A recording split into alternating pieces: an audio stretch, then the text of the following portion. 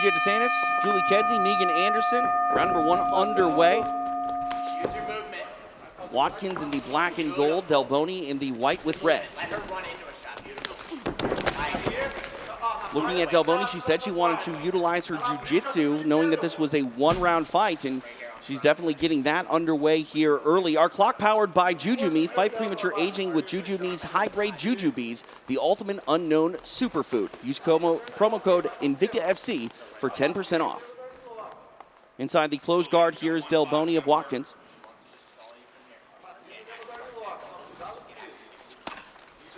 Looking at the way that this tournament is structured, 1 5-minute round, you know, the judges have the same criteria to score upon, but I feel like the judges look at damage a little bit more in these one-round fights because, you know, the smallest of things can actually progress you to the next round. Exactly, TJ, and for Watkins right here, she is on the cage. She is putting herself in this position. I know she's looking for a submission here, but she also, you know, she's in a position where Delboni can put her up against the cage and put on a lot of damage. She's off to the side there, Julie, looking for this arm bar. Is she in business at all? You know, she's got a nice frame right there, TJ, but Delboni's doing a really nice job of locking her own arms together and preventing Tabitha from actually executing and really extending the arm. And so you can see the way Delboni is kind of framing on her. I think that it would be a good idea for Tabitha to abandon this right now or switch to possibly finding a sweep from here. Well, we look at that, you know, the one-round sort of format here. You can almost hurt yourself by being too aggressive with the offense if you can't get the submission. It's a lot of time. Yeah, and you waste a lot of energy. You know, you've only got 5 minutes to work, and, you know, Delboni is doing a really good job here of putting Watkins' weight over her head so she's not able to extend those hips. And, you know, she's eating up time here. This is time, even though Watkins has a submission, Delboni is eating up control time. She's defending really well, but she also has to be very patient here because one wrong move, and that sets up the perfect armbar for Watson. And looking at Delboni, she's throwing the knees to the body here, which, you know, again, it's interesting to try to figure out how the judges are seeing it. Julie, is this offense here from Watkins or is it offense from Delboni? Well, you know, I would kind of score this as an offensive attempt from Watkins and actual offense from Delboni at this point. Yeah, you can see Watkins is switching up her grip with her legs. She's trying to extend out. And Delboni's now, the frame is working against her until she can extract her hand. I like the way she just wrapped her legs around Watkins' head right there. That gives her a chance to kind of base out and find an explosive recovery of her arm. Trying to make the adjustment here. Delboni having to be very careful here with how she wants to move. Watkins, a purple belt in Brazilian Jiu-Jitsu. Delboni, a brown belt.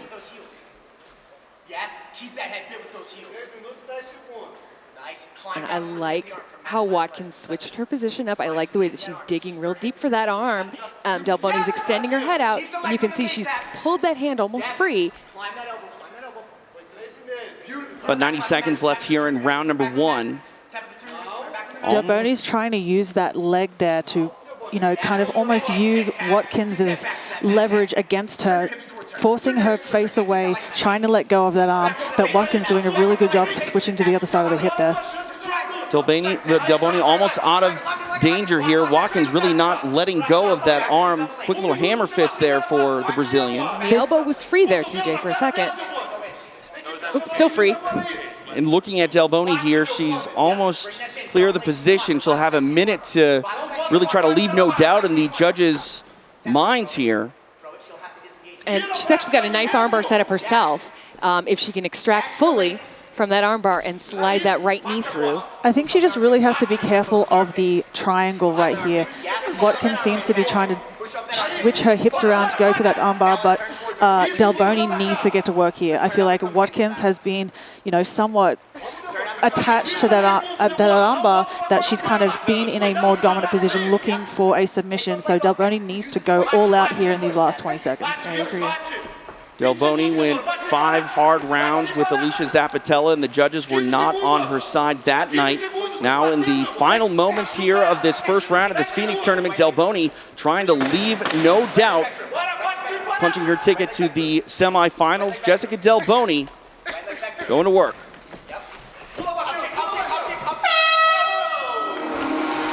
Well, fight fans, after one round, we go to the judges, and all three see it 10-9 for your winner, advancing to the semifinals of the atomweight tournament. From Brazil, Jéssica Delboni.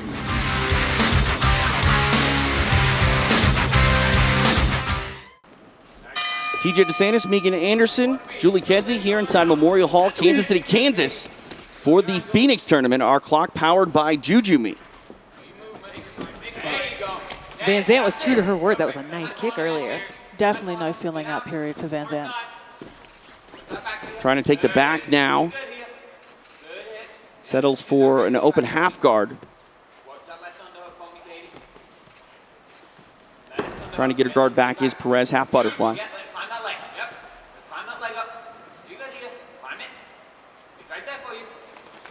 Posturing up now and making space, allowing Perez to go back to her feet. Do you like the decision there by Van Zandt? Because, I mean, I think that makes a statement to the judges. Look, I took her down and allowed her to get back up. Yeah, it does, but, I think she maybe wants to test out her striking. I think having a little bit of success in those early moments, I think maybe she feels a little bit more confident that she can stand, but then also taking her down and being a little bit dominant on the ground. Wow, some big punches there by Van Zandt. Doubled up with the jab there, nicely done, getting obvious reaction out of Perez. It almost just feels like Van Zandt is playing with Perez a little bit.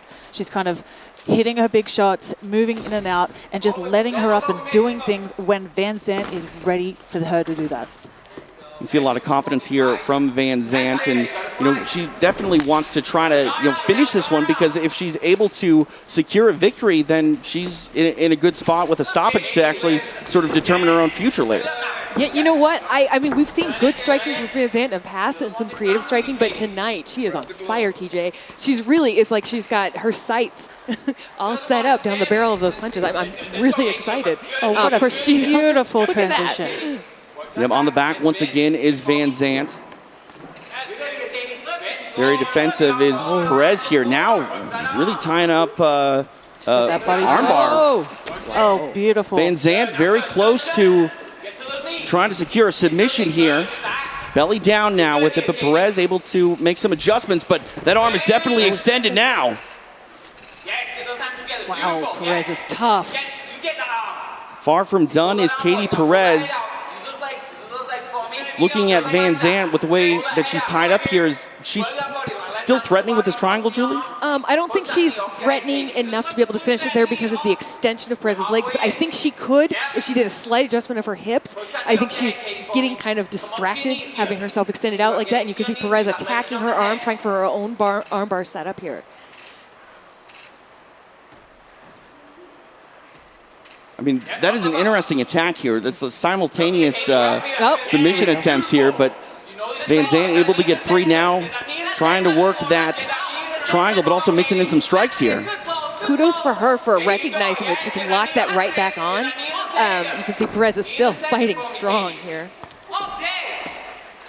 And again, trying to get her leg. Oh, there's a tap. Wow. Lindsay Van Zandt secures a spot in the semifinals via submission, and with that stoppage, she's really set herself apart from the rest of the field thus far. Ladies and gentlemen, the armbar submission comes official time, 3 minutes, 10 seconds of round number 1, and moving on to the semifinals, Lindsay Damsel Van Zandt.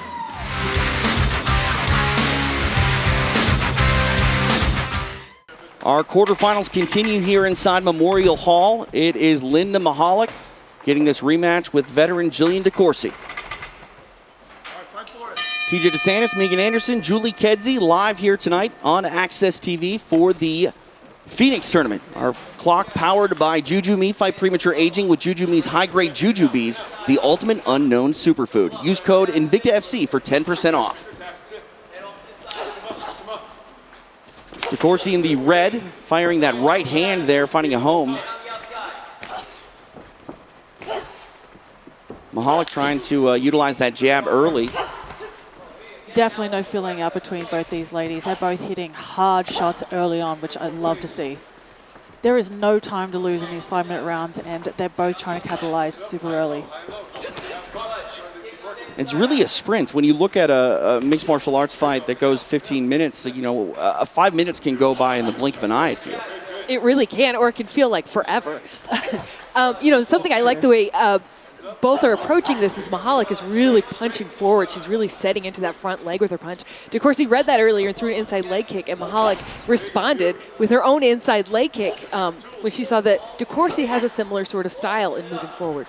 Mahalik is doing a really good job when she enters with her jab. She's dropping her head right off the center line, so she's not being countered with that right hand or that jab. So she's very smart with the way that she's entering the pocket right now. Would like to see a little bit more offensive footwork there from DeCoursey. You know, Mahalik is very, when she enters in the pocket, she's very heavy on that lead leg. I would love to see DeCoursey maybe look at beating up that leg with the low kick. She might be able to disrupt the stance a little bit, kind of get something of her own in the works from countering on that jab. I agree. You're looking at this striking affair. Both of these ladies, you know, have their own approach and significantly different. We see Mahalik mix in the kicks, but she's been really jab heavy. And, you know, looking at DeCoursey, she's a much more volume type of striker. She is, you know, and DeCoursey likes movement. She likes wrestling, got that takedown she was looking for.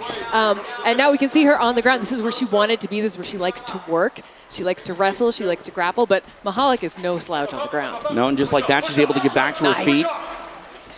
Which that's huge in a 5-minute fight. You know, you have to think, do they score that takedown? Right. She bounced right back up. Like, how do you score that? That's a really, you know, important moment right there for Mahalik. Also interesting for Mahalik, too, who disengaged on the feet, wanted to get this fight back at space, didn't really want to mess around in the clinch with DeCoursey. Well, I think she knows from their previous fight DeCoursey's strengths, and she knows her own strengths. So why play into DeCoursey's kind of field of expertise when she doesn't have to? And she, you know, she's doing a really good job of using her range a little bit. DeCoursey, I think, hasn't figured out the timing and range of Mahalik yet, and I think that's the benefit of a 3-round fight, but she doesn't have 3 rounds. Right. She's only got 1. And that's really what a tournament's all about. It's all about that adjustment, and you don't get to make adjustments, you know, after the round here in our quarterfinals and semifinals. You got to do it on the fly.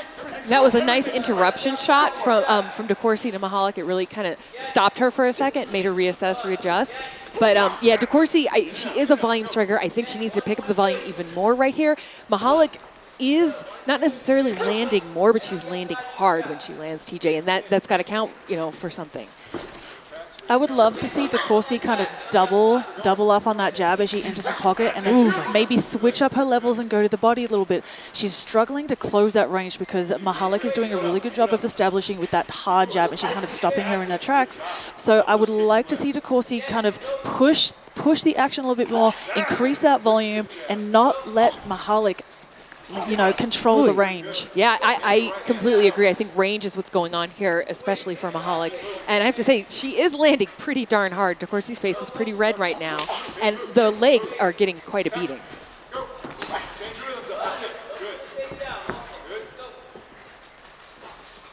About 45 seconds left here in the only round of this quarterfinal fight, and you can see that momentum really building here for Linda Mahalik down the stretch. It really is beautiful, beautiful jab. She's, you know, DeCoursey's not really moving her head.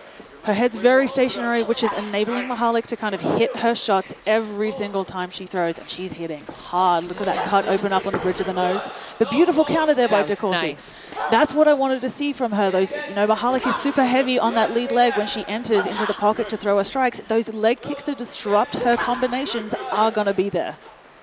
Final moments here in this round. Linda Mahalik trying to avenge a loss to Jillian DeCoursey in an effort to move on to the semifinals.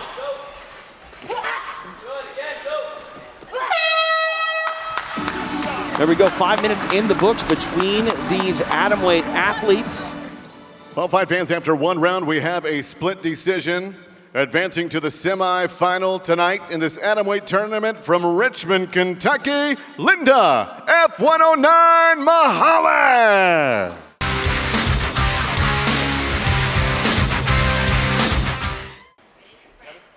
TJ DeSantis, Julie Kedzie, Megan Anderson inside Memorial Hall tonight for the Phoenix tournament. Appreciate you joining us live here on Access TV. Valencia going to work early here Wow. with about a 7-strike combo there. Closes the distance. Our clock here brought to you by Juju Me. Fight premature aging with Juju Me's high-grade Juju Bees, the ultimate unknown superfood. Use code Invicta FC for 10% off. Granados not able to get that takedown, but now trying to lock up the head of Valencia.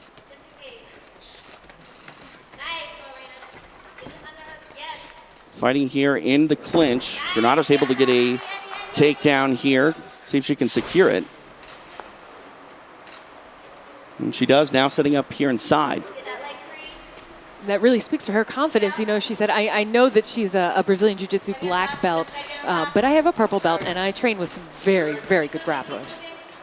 Nice adjustment here by Valencia, who's in the half guard here of Granados.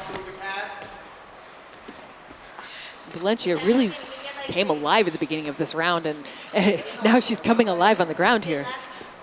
You know, that initiative, it needs to be pushed because 5 minutes, not a lot of time to work. And now going to work is Valencia on the back here of Granados. And this is where she wants to be. This is where she can do her best work. And, you know, she's doing a beautiful job with the transition to the back, except she's need to be a little bit careful because Granados is, you know, trying to kind of get her heavy over the head so she's able to kind of shuck her off a little bit and reverse position. But, you know, Valencia doing a really good job of keeping those hooks engaged and really just riding the back very well. And you can see she's very fast when she tries to sink in there, the rear naked choke. She hasn't quite gotten it in there yet, but she's looking for it. She really wants this finish. She's setting it up really well, Julie, and it's just showcasing her experience in the grappling.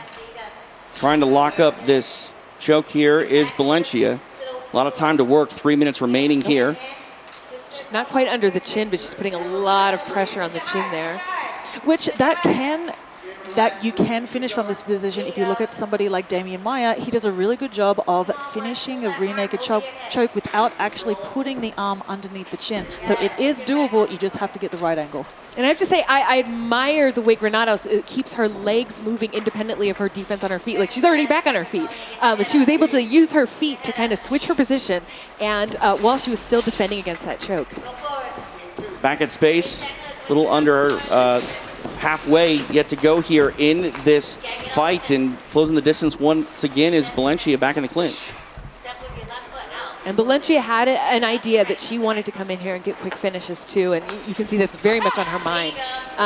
Granados, though, she fights with a lot of fire, a lot of passion, and she said she does kind of end up being a slow starter at times, and it looks like she's back on her feet and she's ready to turn it up. These athletes just throwing punches here with 2 minutes left in this round. Oh, beautiful right hand there by Granados.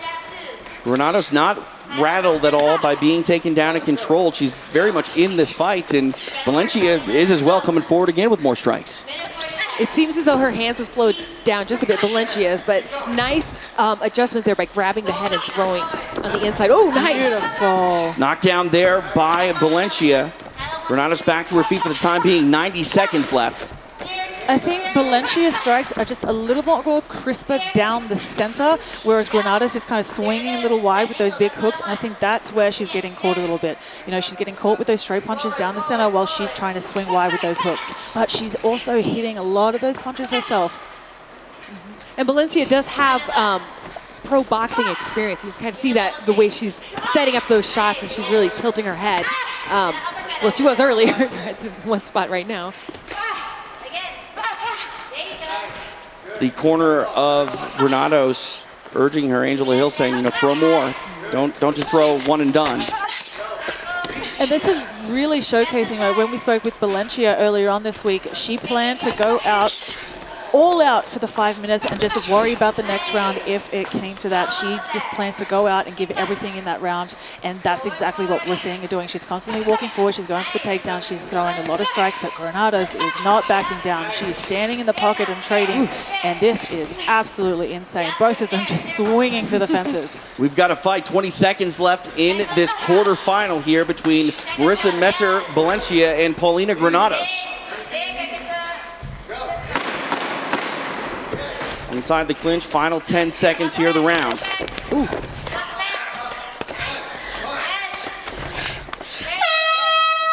There you go, 5 minutes in the books between these atomweights. Paulina Granados was game. Marissa Messer-Valencia, she knew what her game was, and she employed that plan very well. Well, ladies and gentlemen, after one 5-minute round, we go to the judges, and again, we have a split decision. Moving on to the semifinals tonight of the atomweight tournament from Connecticut, Marissa Spider Monkey Valencia.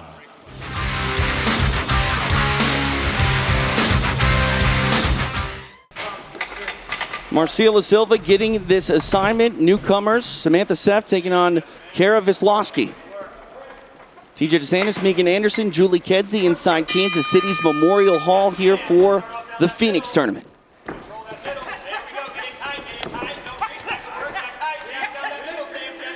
Closing the distance here early. Wisłowski trying to utilize some punches here.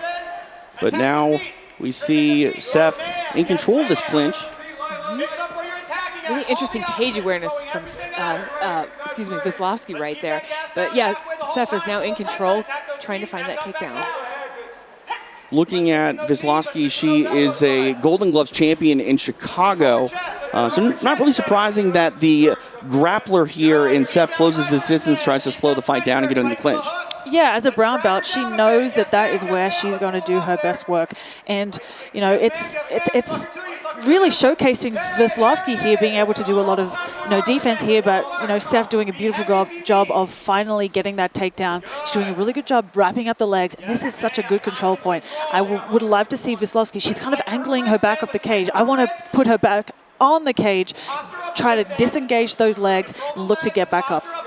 Over the years in mixed martial arts, it used to be you would try to push your opponent up against the fence on the floor to try to make ground and pound land, with more force. But now, over the last few years, athletes try to get themselves to the fence to try to do that wall walk and get back to their feet. Yeah, exactly. And you, as an athlete, you have to look at the cage as an extra limb. Use it to your advantage. And I think that's what Wisłowski needs to do here. But Seff is doing a beautiful job of wrapping up the legs. She's riding high. She's not letting Wisłowski do that, but there she goes. She's doing a beautiful job. I wanted to let go of that guillotine. I think that's going to do it. It's going to get her taken down again.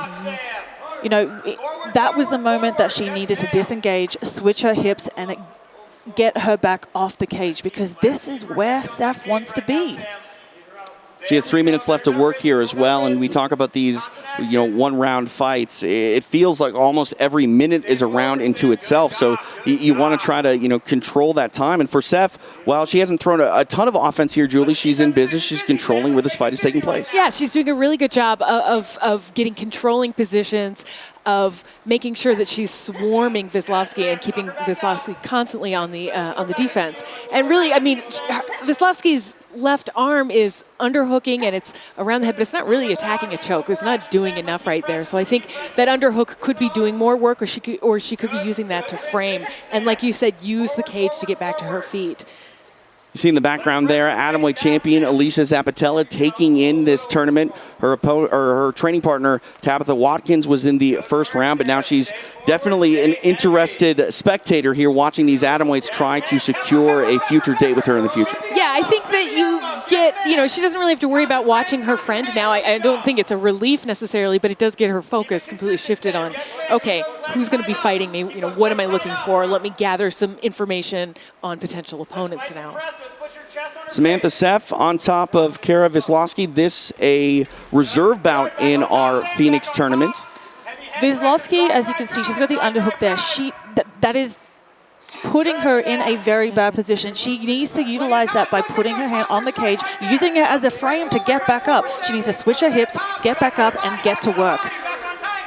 She's able to get back to her feet, but Seff trying to make the adjustment here with the over-under, it looks like. Again, not letting her get free at space. See, she's doing a good job of framing on the hips, but she's got that underhook. She needs to dig that underhook and get her body to that side to be able to disengage. Beautiful job there. See if Wisłowski can make something happen here. A little over a minute remaining in this fight, but back at space. And this is where Wisłowski really wants to be. She wants to let those hands go. She was doing a nice job earlier in the round of attacking while being grabbed at, while being kind of walked down. So we know she can punch going backward, but it'd be good to see her accelerate and go forward now. Big overhand misses there by Seth.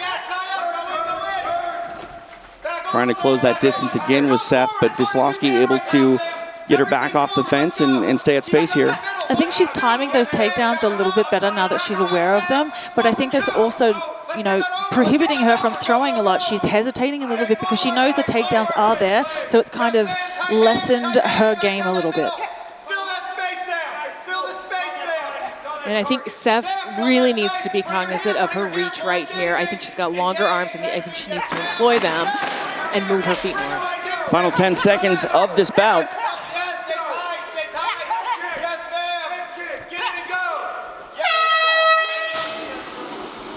Well, fight fans, after one round, we go to the judges, and we have a split decision.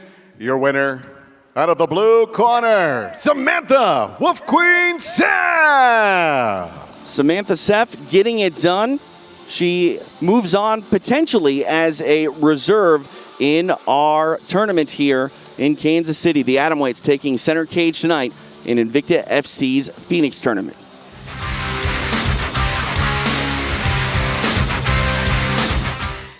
TJ DeSantis, Julie Kedzie, Megan Anderson, appreciate you joining us live here on Access TV.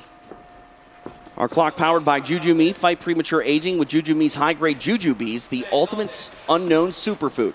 Use code Invicta FC for 10% off.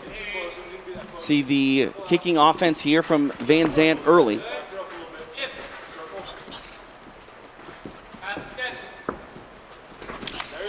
Catches the kick there of Mahalik, pushes her to the floor. Van Zandt now follows her. Short little hammer fists here by Van Zandt.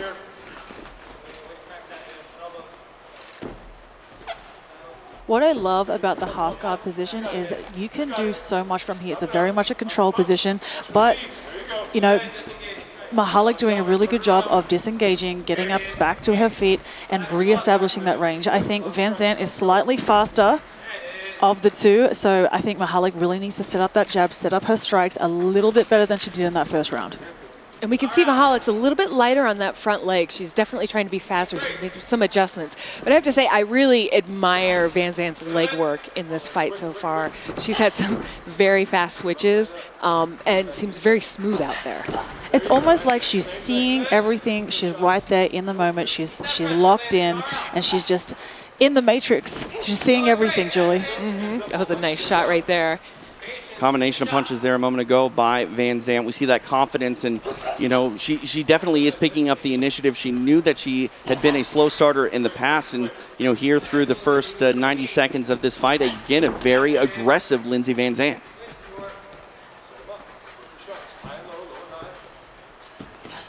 Mahalik far from out of this one as well. Again, she's a very bully type of fighter, but needs to watch for taking these high kicks here from Van Zandt. Van Zandt is doing a really good job. She knows she has the speed advantage, so she's timing Mahalik's punches to counter-strike, and that's where we see those kicks. She's countering right when Mahalik is open as she tries to bring her hands back to her face. There's definitely something in the water in Arizona that's agreeing with LVZ right now. Attacking that lead leg of Mahalik is Van Zandt. We saw Mahalik make some adjustments against DeCoursey in her opening bout of the evening. She started throwing, you know, singular punches, but then started to combo up. But when you do that against someone like Van Zandt, the way that she's striking, when you throw more volume, you're giving her opportunities to counter. Exactly, and her footwork is what's setting her apart. She's switching. She's not standing right in front of her opponent. She's switching stances. She's cutting small angle changes, and that's what's able to hit those kicks, hit those high kicks. She's countering beautifully, and she's really taking into consideration the I would say attributes of Mahalik. She's very much a boxer. She doesn't kick a lot. She is very lead leg heavy, and she's capitalizing on that with the leg kicks. And looking at these kicks from Van Zandt, mixing up her targets, going low and then coming high, Mahalik doesn't really know where these attacks are going to be pointed at. And you know, the minute you think that it's coming for the lead leg, it comes upside your head. Exactly. She's blending it all beautifully together. She's not just targeting the head, which a lot of people do. She's mixing up the head, the body, the legs. So you don't know what to prepare for, and I think that is what's making Lindsey Van Zandt a really hard, I would guess, task to, you know, decipher tonight.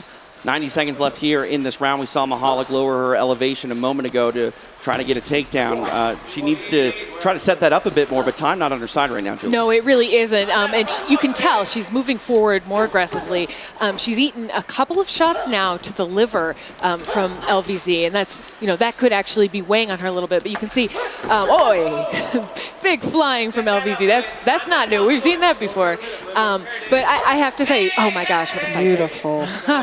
Look at the leg of Mahalik. It's red, both sides, both legs. I think Van Zandt is doing a really good job. She's very patient. She's picking her shots. She's not getting overzealous. She's doing a really good job of just focusing on exactly what she needs to do. No wasted energy, and that's what I love to see. She's not wasting anything. She's conserving it. She's picking her shots right when she needs to, so she can, recover for potentially that third round. And one thing we saw with her back on the cage is the way she actually used the contours of the cage to find the angle to bounce back from. That was pretty cool. It's hard to fight going backwards. Beautiful. Oh, yeah. Van Zandt in business tonight, really showcasing all of her skills. Won her first fight by submission, trying to close the show with that hard overhand. Just 10 seconds remain in this semifinal bout. Lindsey Van Zandt putting on a show here in Kansas City. It's just seamless. Well, ladies and gentlemen, after one 5-minute round of action, we go to the judges, and all three see it. 10-9 for your winner, advancing to the finals tonight. From Scottsdale, Arizona, Lindsey Damsel Van Zandt. Lindsey.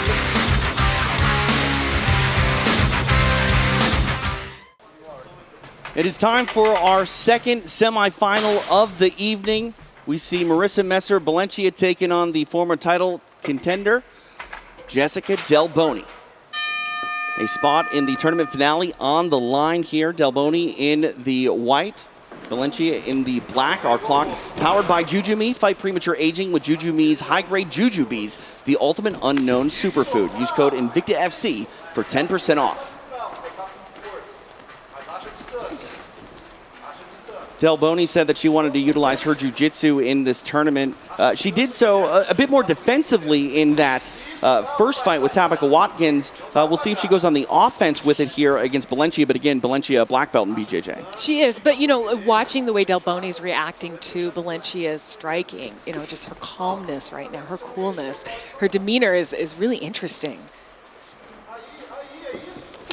And it's hard to, again, make that adjustment when you only have 5 minutes. We'll see how it unfolds. But, unorthodox styles can actually really pose more of a problem when you're forced to, speed up the game plan and process with only 5 minutes to work. Yeah, exactly, TJ. And I think that's what we're seeing in Delboni right now. We're showing her well-roundedness. She's taking a very different approach.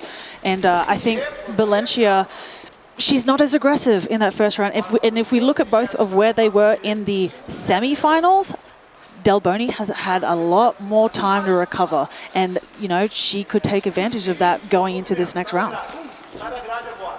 Nice punch there, found a home for Delboni. The adrenaline dump is something that a lot of people talk about. I mean, how real is that, Julie? I think it's real. I can't comment on it now because it's been a while since I've had one. But it's definitely real. What it can do is it can make you very, very tired, TJ. And especially after a hard-fought victory like Balencia had, that it can really settle down and make sure your muscles feel sluggish and, it's hard to move. She doesn't seem sluggish to me, but I can understand that she's not throwing the 7-punch combo right now. Something that will make your muscles sluggish is a hard kick like Delboni landed that lead leg of Balencia. We'll see if she sticks with that. 3 minutes left to go here in this fight.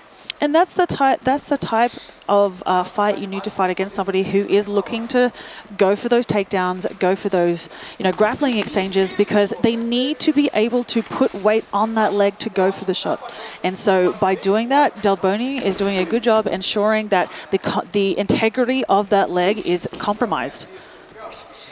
And leg kicks are something that generally pay dividends over the course of a longer fight, but we've seen as of late, leg kicks can have an instant and immediate impact as well. Exactly, particularly when you hit for the calf, where Delboni's kind of going more for the thigh, and she's doing a lot of damage that way, which, it's forcing Balencia to adjust and not be as forward punching as she was, particularly in the first round. But I think also styles make fights. Balencia is not fighting who she just was. She's fighting Delboni now, who is a very different style, and styles make fights. We talk a lot about fitness and cardio.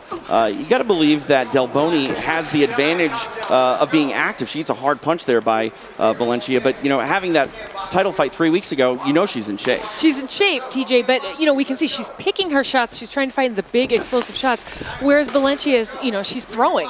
And even though Delboni's landing a bit more accurately than Valencia, I don't know what the judges are seeing. When Delboni was very measured in her fight against Zappitella, it didn't work for her as well in their eyes. Oh, big shot. That's the other thing, too. The athletes, never want to show weakness. I feel like in this, one-round fight, it's magnified the sort of reaction that you give your opponent when they do land. Exactly, and I think even Valencia, while her nose is bloody, she's doing a really good job of having a poker face, and she's kind of adjusted to Delboni. When Delboni throws her left hand out for that jab, she brings it down a little bit as she returns it to her face, and she's countering with that right hand over the top, which she's hit a couple times, and Valencia has some power. So Delboni really has to watch out for that. But I think Delboni's doing a really good job now of countering with a little bit of higher volume, which is going to, I see it being a little bit more, it's going to pay dividends in the eyes of the judges. Heading down the stretch here, under 45 seconds remain. Any predictions here, Julie? Will we see maybe a takedown attempted to try to solidify this and take this? I wouldn't be surprised, TJ, especially now that they're locked up there. But honestly, Delboni's done a really good job with her measured attacks. I particularly like the way she put her hands in front of that inside leg kick each time to make sure Valencia's attention was staying up high. However, they're up against the cage. Valencia can just smother her here right now if she wants to and kind of lay on her and make her hold her weight. And we'll see how that's scored. Nice. Final seconds here for these athletes to try to solidify their spot in the finale.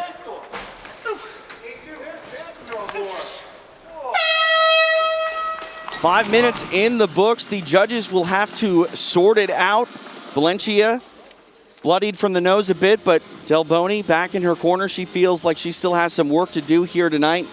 We shall find out. The judges have figured it out, and the spot in the finals, who's it going to be? It lies with Joe Martinez. All 5 fans after 1 round, we go to the judges, all three. 10-9 for your winner, and advancing to the finals tonight. From Brazil, Jéssica Delboni. Jéssica Delboni said it was going to be a storybook night in Kansas City, and she is 1 win away from going back in front of Alicia Zappitella. But first, she's going to have to go through Lindsey Van Zandt. Our Taryn Temple is with LVZ.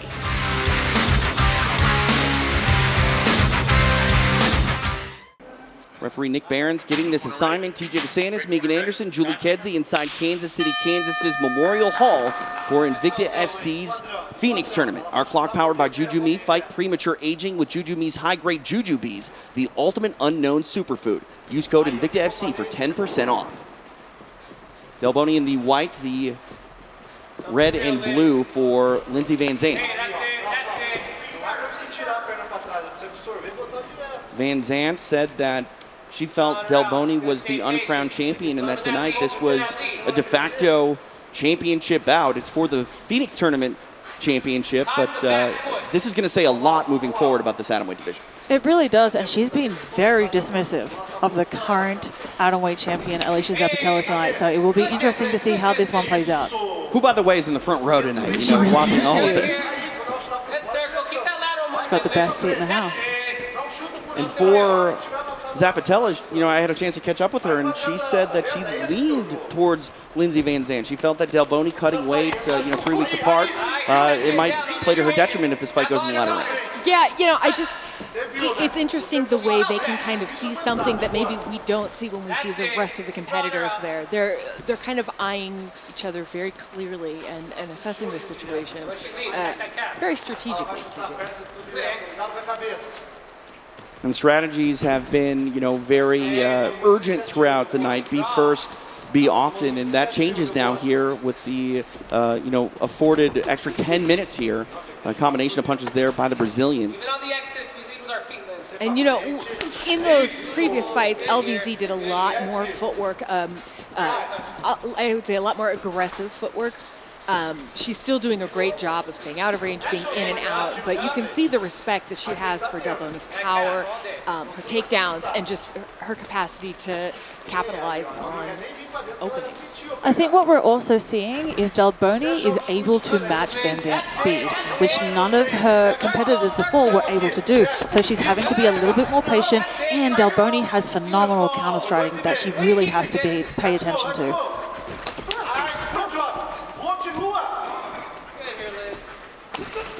Coming forward punches is the Brazilian, but Van Zant able to get her back away from the cage, back at space. It's interesting, both of them really like to pull your attention up high and hit that inside leg and try to off-balance each other. Halfway point here of round number 1. Looking at the skill set of Lindsey Van Zant, she's really showcased her high kicks tonight. We'll see if she tries to utilize that here against Delboni.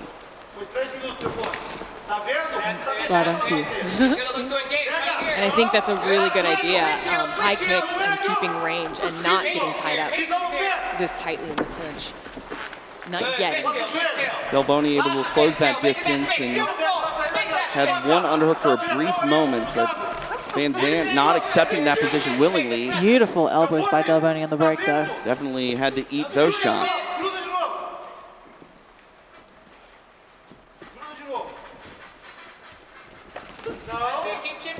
Feinting again for that shot is Van Zant. What she did, though, differently this time is she used it to come up striking, which she didn't in the previous attempt. She's blending it together a little bit better, which, you know, is going to make Delboni really have to question the integrity of that takedown, which is going to set up Van Zant striking a lot better. But, man, some big punches by both ladies right now.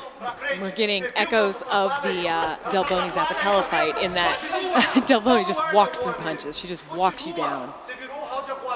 A lot of volume here in this first round by Delboni, but we see Van Zant come high with that kick. Didn't land, but again, that's something she's thrown in all of her matches thus far tonight. And I think it would be a really well-timed attack when Delboni's actually attacking her, because Delboni does have the tendency to kind of put her hands down and just go forward like that with her chin forward. She's so fast, though, guys. Back at space. You know, Van Zant really, again, called her shot, winning her first quarterfinal via submission. You know, looking at it tactically, would she have been better off, Megan, to face Delboni in a one-round fight compared to a three-round fight? Honestly, yes. She should have picked the one-round option. Delboni is a different beast in itself. I think she's the only one that's been able to compete power-wise, speed-wise, timing-wise with Van Zant. And I think instead of 3 rounds, just having 1 round, she's able to really do a lot more, because now she's pacing herself. Van Zant's pacing herself a little bit because she knows she does have 15 minutes instead of just 5. Well, now she's only got 10 because 5 are in the books here between these two women in our tournament finale. Title fight against Alicia Zappitella a few weeks ago. She's taking on Lindsey Van Zant here. The tournament finale of Invicta FC's Phoenix tournament. See, the judges had leaned there with Delboni. Your thoughts on the scorecard early, Megan? I agree with that decision. I think Delboni did a much better job of controlling the pace. She controlled the range. She threw the more damaging strikes. She was the aggressor. She was putting Van Zant on the back foot. And, you know, she stuffed those takedowns. Obviously, even though Van Zant looked to take it to the ground, the judges scored it in favor of Delboni because she wasn't able to really solidify the position. And I think that's the difference, is if someone is not able to solidify a takedown, then you should not be scored in favor of the person going for the takedown. It's more about what you do with the position if you're able to get it rather than just going for it. And yeah, we'll see if she's able to get it at any point in this round. Looking at Delboni, again, coming forward with some punches. We've seen some kicks from Van Zant. Would you like to see her mix up the kicks, maybe attack the lead leg? Very much so, TJ. Yeah, and you know, we saw that she blended that takedown attempt with an attack. I would love to see her do some more of that, especially when she's in close, because there'll be more shin connection to the face. She's flexible. We've seen her do it before. Van Zant is showing a lot more aggression this round. She's throwing a little bit more, which I'd like to see. She's really not letting Delboni kind of set the pace for the exchanges.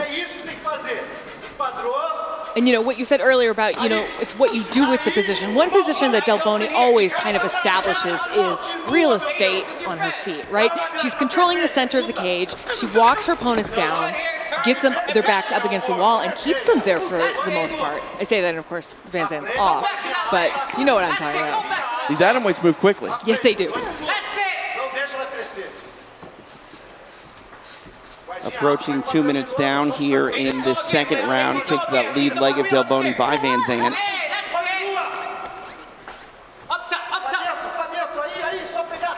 Nice. High kick. Did land there. Delboni just walks through that. Keep chipping away. You're scoring here. What I would like to see Delboni do is, as Van Zandt is circling, she's just following her. She needs to cut off the cage. See, she's just kind of trotting along, following her around the cage. I would like to see her use a little bit more footwork to cut off the cage, and she's going to be able to kind of maneuver Van Zandt into those big punches instead of just following her around. Halfway point of this fight, 2.5 down in round number 2, clinched up against the fence here. I have to say, Van Zandt's showing it. She's not successful in getting off the cage right now, but in earlier fights, and earlier in this fight, she's showing a really nice evolution of her escapes from her back up against the cage. She's able to twist up high and stomp through low. Able to get off that fence is Van Zandt. Back at space. Hey, chip that leg again. That's it. Something real up top. That's it. Keep that last moving going. And this is what Van Zandt needs to do. She needs to pick her shots. She needs the in and out motion. She's got the range. She needs to use it. She cannot let Delboni get on the inside, because once she does, she is unstoppable. That was really nice right there. And I totally agree with you, Megan. I think that one of the things Van Zandt really needs to utilize is fakes to that left hook. She's able to land that left hook if she believes in it. It's there for her. Coming forward again with punches is Delboni, but Van Zandt able to put her on the fence for a brief moment, but now back at space. And that's the thing here with Delboni, you know, even when Van Zandt is starting to throw more strikes, it's the Brazilian that is constantly marching forward. Yeah, and you have to think how much of that is based upon that last fight with Zapatella. High kick again by Van Zandt, but Beautiful takedown defense though, and that just shows the well-roundedness of Delboni. But Van Zandt, so game, and I think that the difference in the kicking game, the teeps, the head kicks, the leg kicks, it's really what's going to set her apart if she can keep that range. nice job by Van Zandt to get back at space, pawing forward with that left hand. One thing she was doing well against Mahalik was attacking the body with those kicks too. I don't recommend kicking like a round motion, a roundhouse kick to the body of Delboni. She's so good at grabbing kicks, but side kicks and teeps straight on, pulling your leg back quickly, will establish her longer range. And I think this is where Van Zandt is having success, because Delboni is just following her around, so she's able to use those angle changes to her advantage. Again, just so impressed with Delboni's takedown defense. Just beautiful. Oh, some hard punches. Now 10 minutes in the books between these atomweights. Lindsay Van Zandt, Jéssica Delboni.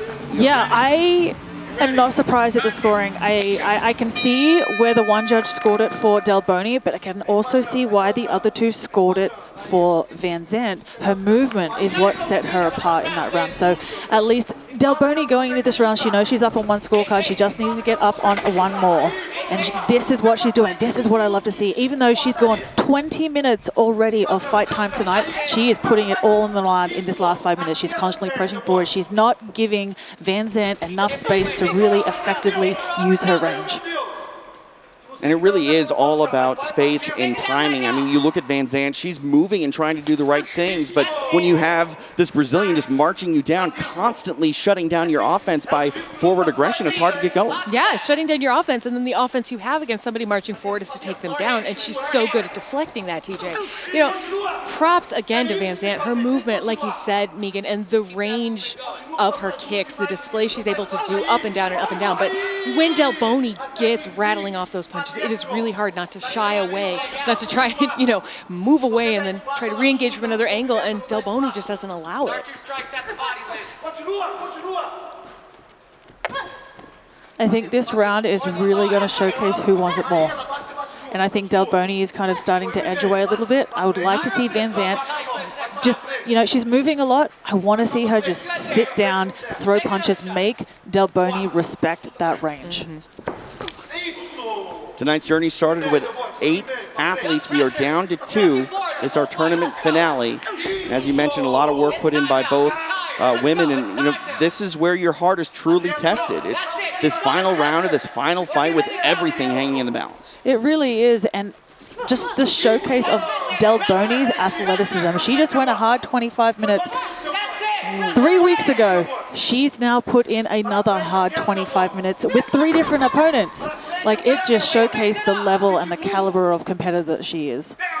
It's a beautiful overhand right there landed for Van Zandt earlier, and that gave her a lot of confidence. Still not getting those takedowns, but I love that she keeps going for them because it does bring Delboni's attention to a different area. Good left hook. Van Zandt talked about her evolution as a fighter and the need to leave the East Coast and end up in Arizona. She's found a home out there, and we've seen the product of that move here unfold inside the Invicta FC cage tonight. Yeah, I've always felt that going west is generally a good idea for a fight career. And going west metaphorically as well, TJ, just getting out of your comfort zone, going somewhere where it's going to push you and change your atmosphere, change what you're experiencing.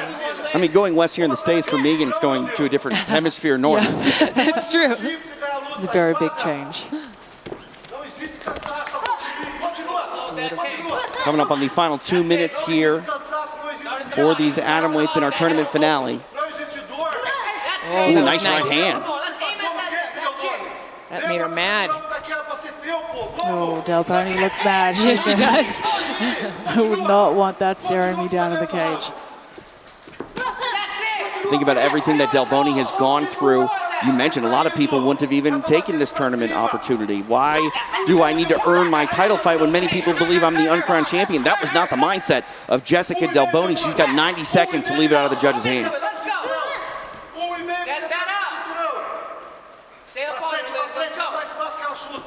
I just have to say how much respect I have for these 2 competitors tonight, you guys. They really are leaving it all out there. And that's really what this tournament is all about. The one-night tournament thought to be a thing of the past, but Shannon Knapp worked with the Kansas Commission to bring it back, and so far it's been just a treat to watch this unfold inside the cage. I think just the difference in power between when Van Zandt throws and Delboni throws is just, I think that's such a big factor, particularly in this 3rd round. When Delboni throws, it sounds like it hurts, whereas Van Zandt, she's crisp and she's clean with those punches and she's very strategic with where they place it. Very important final 45 seconds here between these atomweights. Delboni controlling Van Zandt up against the fence, lowering her elevation, trying to get that takedown, but LVC having none of it. Nice. Again, Delboni flawless with her takedown defense. We've seen that over the course of this tournament as well as that title fight, but Van Zandt trying to stick with it and Delboni again saying no. She sticks to her like butter, though. She doesn't let any space come between them. She just gets right back in it.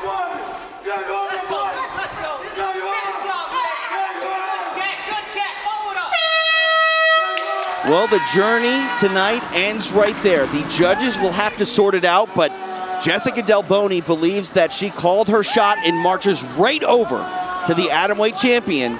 Well, ladies and gentlemen, after 3 rounds, we go to the judges, and here are the totals. 30-27, 29-28, and 29-28.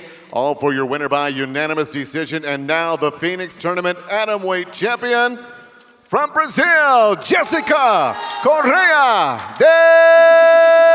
Delboni.